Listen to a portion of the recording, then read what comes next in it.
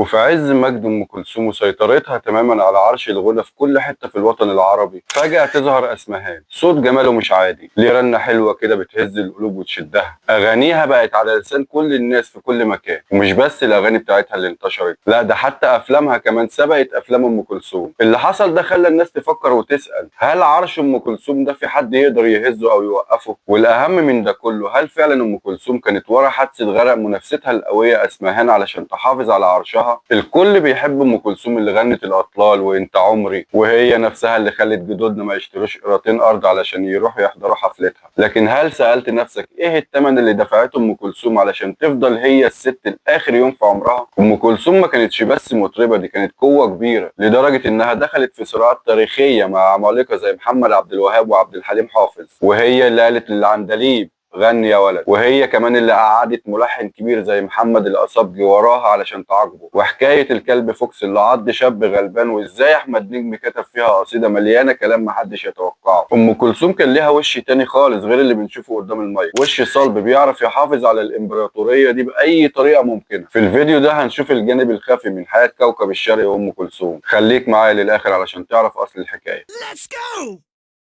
العالم الجليل أحمد زويل كان بيقول عنها أم كلثوم هي الرقم الثابت في إحساسي بالبهجة والسعادة. هي بالنسبة لنا إحنا العرب زي بيتهوفن في أوروبا. ومش بس كده، ده الموضوع كمان وصل لقراء القرآن الكريم. يعني الشيخ الطبلاوي مثلا بيقول مين فينا ما يحبش الست، والشيخ المنشاوي كان بيقول إن صوتها كان فيه مزيكا طبيعية، وحتى الشيخ عبد الباسط عبد الصمد قال أنا بحب أي صوت جميل، والصوت الجميل بزيادة هو صوت الست. هي بقى كانت بتقول على نفسها أنا بحب القمر وهو لسه في بدايته، وهو لسه مولود هلال، لاني بحب كل حاجه ليها مستقبل وهتوصل لحاجه كويسه. علشان كده من اول ما اتولدت في طمي الزهايره في 31 ديسمبر سنه 1898 ولحد ما ماتت في 3 فبراير سنه 1975 وهي بتتكرم ودايما باصه لقدام ومركزه كويس قوي في مستقبلها. بس علشان تعمل المستقبل ده وتحافظ عليه كان لازم يكون عندها وش قوي تقدر تحافظ بيه على الامبراطوريه بتاعتها. اول زياره لام كلثوم للقاهره كانت سنه 1921 ورجعت بعدها لبلدها طمي الزهايره، بس القاهره كانت عجبتها وشافت ان مستقبلها الحقيقي هيكون فيها، فقررت تاخد عيلتها كلها وترجع للقاهره تاني سنه 1923. ومن هنا بدات الرحله الطويله بتاعتها، واستقرت في القاهره علشان تبدا رحلتها نحو الاضواء والشهره وتنطلق فيها بسرعه الصاروخ. المكان هو القاهره والزمان سنه 1924. مفيش حديث بين الناس غير عن ام كلثوم، وبالذات اسطوانه وحقك انت المنى والطلب من الحان الشيخ ابو العلا محمد اللي كان غالب عليها الطابع الصوفي والديني، وده الاسلوب اللي بدات بيه ام كلثوم حياتها واشتهرت بيه. الاسطوانه دي حققت ارقام مبيعات خرافيه وصلت ل 18000 اسطوانه، وده رقم كبير جدا وقتها. السنين بتمر وفي سنه 1928 نزلت اسطوانه ان كنت سامح وانسى الاسيه من الحان محمد القصبجي، وكررت نفس القصه وحققت اعلى مبيعات في التاريخ. ام كلثوم اتفوقت على سلطانه الطرب وقتها منيره المهديه وعلى المطربه فتحيه احمد، لدرجه اننا دلوقتي ما بقيناش فاكرين مين الناس دي اصلا ولا كانوا بيعملوا ايه، لكن طبعا كلنا فاكرين ام كلثوم. وبعدها بدات رحله الصعود الاسطوريه، بس الرحله دي كان فيها جوانب كتير جدا محدش يعرف. ام كلثوم الشخصيه الجاده والرزينه اللي كان ليها اغاني تعتبر من علامات في تاريخ الاغنيه العربيه. الاغاني دي كانت قويه جدا والفها اعظم الشعراء في زمانها، زي اغنيه الاطلال لابراهيم ناجي، واغنيه نهج البرده لامير الشعراء احمد شوقي، وكمان اغنيه غدا القاك للشاعر السوداني الهادي ادم، واغنيه القلب يعشق كل جميل للشاعر بيرم التونسي، والحان طبعا رياض السنباطي. وهي من اجمل الاغاني لكوكب الشرق ام كلثوم. ام كلثوم ما كانتش بس صوت قوي وموهبه في الغنى، لا كانت موهبتها الحقيقيه في شخصيتها القويه جدا، واللي قدرت بيها تخلي كل اللي حواليها يشتغلوا ويخدموا شخص واحد بس اسمه ام كلثوم. علشان كده كان في حياتها صراعات ومعارك كتير. اول معركه لام كلثوم كانت مع سلطانه الطرب في الوقت ده منيره المهديه، اللي فجاه لقت عرشها بيقع فوق راسها بسبب البنت الفلاحه اللي جايه من الارياف. ام كلثوم قدرت تهز عرش السلطانه، والرد على ام كلثوم جه في مقال اتنشر في مجله المسرح، واحده من اشهر المجلات في الوقت ده، وتحديدا في العدد اللي نزل في يوم 17 يناير سنه 1927. محمد عبد المجيد حلمي اللي كان بيحب منيره المهديه جدا كتب مقال بيهاجم فيه ام كلثوم وبيقول عنها لا صوت ولا شكل ولا حتى شرف. الراجل ما قدرش يستحمل يشوف بنت جايه من الفلاحين تهز عرش السلطانه، فقرر يعمل عليها الهجوم العنيف ده. بعد المقال ده وش الشيخ ابراهيم ابو ام كلثوم واحمر واخضر وجاب الوان كتير من الغيظ، وقرر ياخد عيلته ويرجع تاني على طمي الزهر متهايره، وقال احسن لي ان ارجع بكرامتي. لكن المقربين حواليه قالوا له لو رجعت هيبقى انت كده بتثبت الكلام على نفسك وعلى بنتك. ومش بس سلطانه الطرب هي اللي كان معاها صراع، لا، كان في الوقت ده في صوت تاني طالع بسرعه الصاروخ، صوت اسمهان. صوت جميل وقوي جدا، من اجمل الاصوات اللي ممكن تسمعها في حياتك. صوت اسمهان ما بداش يهد عرش ام كلثوم في الاغاني بس، لا ده كمان حتى في الافلام بتاعتها. يعني فيلم انتصار الشباب بتاع اسمهان نجح اكتر من فيلم عايده بتاع ام كلثوم. في اغانيها وافلامها ابتدت الناس تسمعها وكمان تتفاعل معاها. مش بس كده، ده حتى الشعراء والملحنين الكبار زي السنباط واحمد رامي بداوا يشتغلوا مع اسمهان وبداوا يركنوا ام كلثوم على جنب. فجاه ام كلثوم لقت السجاده بتتسحب من تحت رجليها والنجاح بيتاخد منها. كل الاسباب دي خلت ام كلثوم هي المتهم الاول في حادثه غرق اسمهان. وبالرغم من انهم ما لقيوش دليل واضح وصريح على الاتهام ده، لكن فضلت الشكوك تحوم حواليها بالاشتراك مع الملكه نظري. ليه الملكه نظري؟ لان احمد حسنين باشا رئيس الديوان الملكي كان بيحب اسمهان، وفي نفس الوقت الملكه نظري كانت بتموت في احمد حسنين باشا، فالمصالح بتتصالح. في كلام بيقول انها اتفقت هي وام كلثوم انهم يخلصوا على اسمهان هما الاثنين، ولو الاتهام ده طلع صح يبقى ام كلثوم لعبتها صح وخلصت من منافس قوي. بس طبعا ما حدش عنده دليل. خليني اقول لك ليه. ام كلثوم ما كانش شكلها حلو اصلا، ومع ذلك كانت مجننه الرجاله كلها. الكل كان بيقع في حبها. احمد رامي الشاعر الكبير اللي كتب لها تقريبا 150 اغنيه فضل يحبها في صمت لحد ما مات. كل شويه كان يعرض عليها الجواز وهي اللي كانت بترفض. وكمان الملحن الكبير اللي كان دايما قاعد في ظهرها وبيعزف محمد الاصبي، في يوم من الايام ام كلثوم غضبت عليه واتهمته ان الالحان بتاعته هي اللي كانت السبب في فشل حفله او اغنيه، فقررت تحوله من ملحن له شنه ورنه لمجرد عازف قاعد وراه. ومع ذلك وافق علشان يفضل جنبها، وفضل على الحال ده لحد ما مات هو كمان. مش حلوه بس شخصيه ساحره. احمد صبري النجريدي ملحن عبقري وطبيب اسنان مشهور، ساب عيادته في طنطا وجه على القاهره علشان يمكن ينول الرضا من ام كلثوم، وفضل جنبها 5 سنين لحن لها فيهم 14 اغنيه. ولما فقد الامل انها ترضى بيه وتتجوزه لم هدومه وشنطته ورجع على طنطا. ده حتى العندليب الاسمر عبد الحليم حافظ عملت معاه واحد من ابرز الصراعات في تاريخ الفن. في يوم من الايام العندليب انتقد لحن من الحانها، ام كلثوم خدت الموضوع على صدرها وكتمت في نفسها، لحد ما كان في حفله يوليو سنه 1964 كان المفروض ان ام كلثوم تبدا الحفله والعندليب يختم. فضلت ام كلثوم تغني وتعيد وتزيد في الغنى لحد ما الفجر كان قرب يطلع، وعبد الحليم في الكواليس عمال يضرب كف على كف وهيموت من الغيظ. طلع عبد الحليم حافظ اخيرا على المسرح وهو مش شايف قدامه، فقال للجمهور والله يا جماعه الغنى ورا ام كلثوم شرف، بس انا حاسس ان اللي حصل لي النهارده ده امر مدبر ومترتب. فضلت القطيعه بين عبد الحليم وام كلثوم لمده 5 سنين كامله، لحد ما اتقابلوا في حفل زفاف هدى عبد الناصر. عبد الحليم قابلها ووطى على ايديها وبسها، فقالت له ام كلثوم خلاص يا ولد غني، انا نسيت الموضوع. تخيلوا بتقول لعبد الحليم حافظ غني يا ولد، ومحمد رمضان دلوقتي زعلان ان ياسمين صبري بتقول له يا ابني. حتى الموسيقار العبقري محمد عبد الوهاب دخلت معاه في صراع على رئاسه نقابه الموسيقيين. الجمهور وقتها انقسم نصين، نص تبع عبد الوهاب ونص تبع ام كلثوم، لكن الناس كان فارق معاها انها تشوف السحابتين الكبار دول في عمل فني واحد، يشوفوهم في اغنيه هي تغني وهو يلحن. فلك ان تتخيل ان ده ما حصلش غير بعد تدخل الرئيس عبد الناصر شخصيا، وعلشان كده اتسمى لحن انت عمري بلقاء العمالقه او لقاء السحاب. كمل بعدها عبد الوهاب مع ام كلثوم السيمفونيه بتاعته في مجموعه من اجمل اغاني ام كلثوم زي هذه ليلتي وغدا القاك. الكل كان عايز ينول الرضا بتاع الست ويقضي بقيه حياته بيخدم على اغاني ام كلثوم بالكلمه او باللحن، لكن هي كانت زي العصفور بتطير على كل غصن شويه، تاخد من عند ده لحن وتاخد من عند ده كلمه. غنت لامير الشعراء احمد شوقي، وغنت لحافظ ابراهيم، وكمان صلاح جاهين، وحتى الامير عبد الله الفيصل الشاعر السعودي غنت له ثوره الشك. حتى في الالحان كانت دايما بتدور على التجديد. علشان كده في اواخر الخمسينات لما قابلت محمد فوزي كانت عايزاه يلحن لها اغنيه اللي هي حب ايه اللي انت جاي تقول عليه. محمد فوزي قال لها انا عندي ولد عبقري اسمه بليغ حمدي عنده 27 سنه، خليه هو اللي يلحن لك الاغنيه دي، بس ما تقوليلوش ان انا اللي قلت لك علشان ما يرفضش. ده كان نوع من انواع التواضع بتاع محمد فوزي. لحن بليغ حمدي لام كلثوم اغنيه حب ايه اللي انت جاي تقول عليه، وبعد كده لحن لها سيره الحب والف ليله وليله وفات الميعاد. الكل اتفق مش بس على حبها وصوتها الجميل، لا كمان على سحر شخصيتها القوي، لحد ما في يوم خبطت في شعر مقطع بطاقته ومش بيهمه حد هو احمد فؤاد نجم. الست كانت مربيه كلب ومسمياه فوكس، وفي يوم من الايام الكلب ده عض شاب غلبان واسرته على قد حالها. القضيه وصلت لوكيل النائب العام ماهر الجندي اللي بعد كده بقى محافظ الجيزه. الراجل ده كان بيحب يرضي اصحاب النفوذ، وكتب في المحضر بتاعه ان الشاب ده هو اللي عض الكلب الاول فاستفزه فالكلب عضه. الموضوع ده استفز احمد فؤاد نجم جدا، وطلع بعدها يكتب قصيده شعر للكلب فوكس: هيس يا كلب الست هيس، لك مقامك في البوليس، وبكره تتالف وزاره للكلاب وياخدوا ياخدوك رئيس. مش بس كده، الفاجوم يكمل هجومه بس المره دي على الست نفسها، وكتب: يا وليه عيب اختشي، يا شبه ايدي الهون، ده انت اللي زيك مشي ومش لازم اكمل الباقي. ام كلثوم طبعا غضبت وقالت: والله ما هسيب، والله لا اخرب بيته. فقالوا لها: يا فندم احنا دورنا وراه وما طلعش ليه بيه. قالت: طب والله لا دخله السجن. قالوا لها: للاسف يا فندم هو كل يوم بيطلع من سجن وبيدخل سجن تاني، فمش فارقه معاه. فمن الاخر كده لقيت ان بيته من فولاذ مش من ازاز. لكن ام كلثوم فضلت رغم كل ده هرم رابع من اهرامات مصر. يكفي ان حفله ام كلثوم تشتغل علشان ما تشوفش واحد في العالم العربي كله ماشي في الشارع، الكل قاعد جنب الراديو، واللي ما عندوش راديو يروح يقعد على القهوه علشان يسمع حفله الست. نالت الست وسام الاستحقاق من مصر، ووسام الارز من لبنان، ووسام النهضه من تونس، ووسام الرافدين من العراق. وهي المطربه العربيه الوحيده اللي غنت على اكبر مسارح العالم، وخصصت ايراد الحفل بالكامل لتسليح الجيش بعد نكسه يونيو، وده كان دور وطني مفيش اروع منه. ماتت ام كلثوم في 3 فبراير سنه 1975، لكن الهرم بتاعها فضل ثابت زي اهرامات مصر الثلاثه. اغانيها فضلت حاضره لحد دلوقتي. الاطفال كلهم اتفقوا ان هم ما بيحبوش صوت الست، لكن اول ما يكبروا يجروا يسمعوا الست ويقعدوا جنب الراديو وهم بيشربوا فنجان قهوه. نفسي فيه والله. كل واحد بيتمنى انه كان عايش في الزمن الجميل ده، الزمن اللي كان ماشي برتم بطيء وهادي. الحياه ما كانتش سريعه، كان في وقت لكل حاجه، بعيد عن الزحمه والسرعه والقسوه اللي بقت في حياتنا دلوقتي. وفي النهايه اختلفنا او اتفقنا، ام كلثوم هتفضل علامه في تاريخ الفن.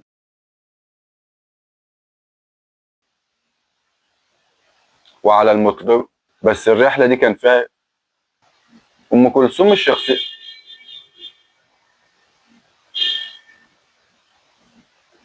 ام كلثوم الاغاني دي. اتمنى يكون الفيديو عجبك، ما تنساش اللايك وتشترك في القناه، واستناني في اصل الحكايه الجايه.